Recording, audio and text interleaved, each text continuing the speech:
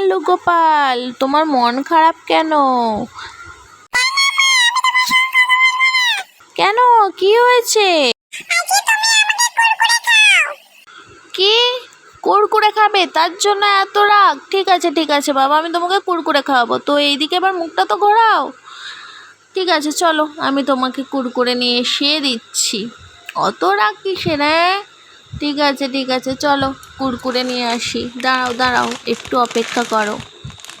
এই যে তোমার কুরকুরে চলে এসেছে, তো এই নাও।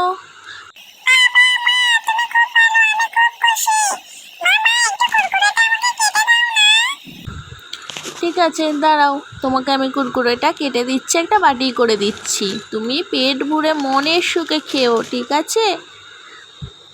চলো আজকে আমি তোমাকে নিজের হাতে খাইয়ে দিই। তোমার অনেক আশা করে বলেছো আর আমি তোমাকে দেবো না? তো এই নাও, তোমাকে এক বাটি আমি কুরকুরে দিয়েছি, তুমি আজকে ভালোভাবে মনের সুখে খেও।